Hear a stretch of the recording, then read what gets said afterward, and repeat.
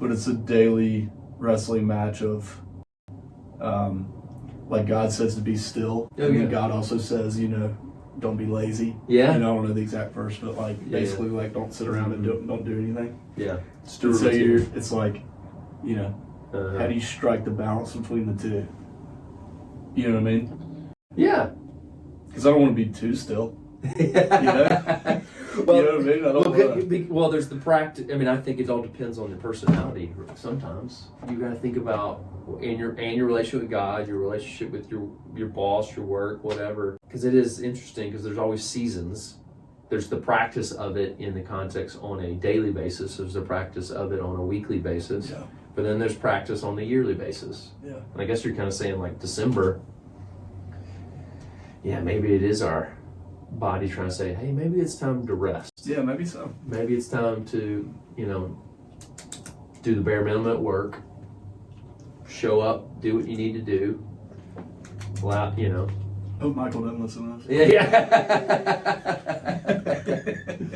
I shouldn't say bare minimum sounds awful because that does sound like it's a lazy mentality. But I think I see what you're saying. Because if you're trying to become a self-aware person, where you don't beat yourself up every time you feel like you're not doing enough. Yeah. That's a shame cycle that only leads to poor fruit. Yeah. In your life. Yeah. 100%. Yeah. Where either you overwork or don't work at all. You withdraw or you overdo it. Yeah. And we've seen midlife crisis burnouts of people that live that way. Yeah. In our society, in our family, in our community, led to addictions, whatever. So therefore you're talking about a real topic that's really a big deal. So how do I become so aware of myself of when I need rest? Because they always say like, because this is where at the end of the day, if you're working to serve others, you have to serve from a place of strength. And therefore you have to take care of yourself to serve from a place of strength. Yeah. You can't give what you don't have, basically. So how do I take care of myself? So therefore, how do I become aware of what my body's telling me, what my mind is telling me? And is it do I need a weekend? Do I need a day?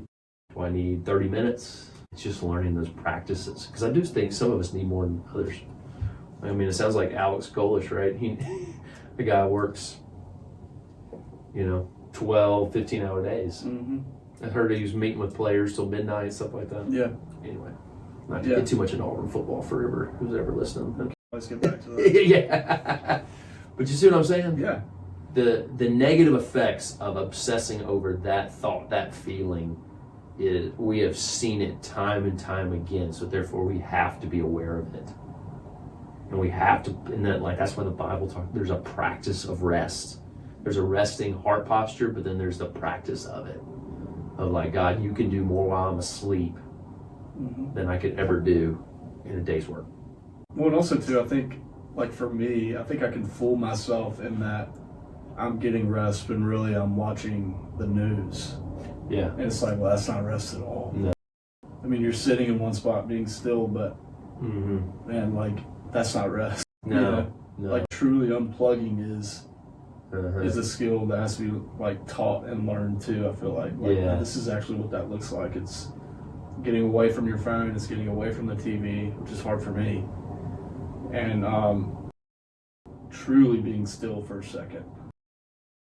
In silence. Yeah. That's hard. That is tough. Because after 5 minutes, you feel yourself like drawn back. Because we're all addicted to our phones. Yeah.